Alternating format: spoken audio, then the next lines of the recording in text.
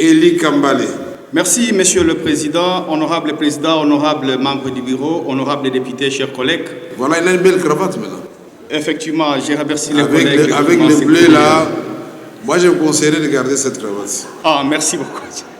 En fait, je suis là pour soutenir la proposition de loi de notre collègue Ingelemba, puisque cette proposition de loi vient répondre à la demande de la population riveraine de Parc, victime de plusieurs dévastations du fait des animaux.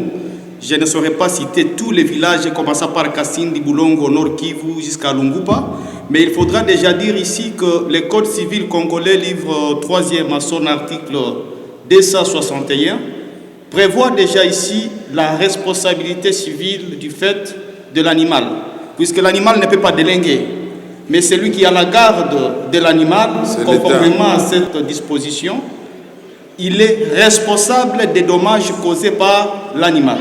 Que donc ici pour moi c'est déjà une réponse à cette sollicitation de la population depuis lors qu'ils cherchaient qu'il soit inscrit dans la loi portant conservation de la nature clairement la responsabilité de celui-là qui a la garde de l'animal. Et donc moi je soutiens cette loi. Au-delà de ça, Monsieur le Président, c'est aussi cette plainte de cette population riveraine qui ne bénéficie pratiquement pas des avantages liés à cette faune.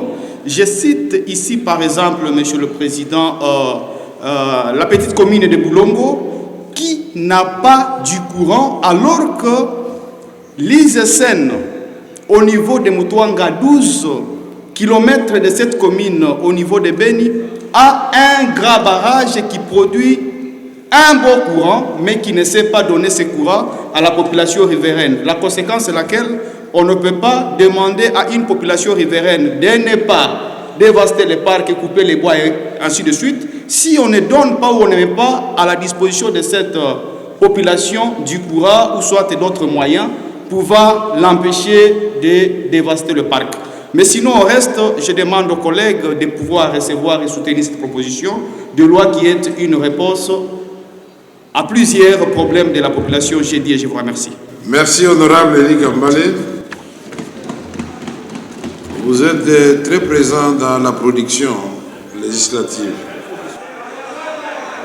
L'air bien, il nous faut des réformes et je suis pour ces réformes. Pour répondre à la question de la qualité même du policier, il nous faut des réformes et je suis pour ces réformes. Pour avoir une bonne capacité opérationnelle policière, par exemple, dans la commune de Boulongo à Beni au Nord Kivu, la commune n'a que 18 policiers qui n'ont ni jeep, qui n'ont ni moto. Donc la mobilité, ça pose un problème. Oui, effectivement, c'est un problème qu'il faut résoudre et nous avons la solution, l'occasion ici qui nous est donnée, c'est d'accepter ces réformes. Pour construire des commissariats un peu partout, Monsieur le Président, il faut des moyens, il faut des réformes. Que donc, je viens ici pour demander, honorable Président, honorable membre du bureau, honorable député, chers collègues, que nous puissions accepter et adopter cette loi. Ces rapports, le projet de loi portant programmation de la mise en œuvre de la réforme de la police nationale congolaise pour une période allant de 2026 à 2030 a été adopté et envoyé au Sénat pour une seconde lecture avant sa promulgation par le président de la République.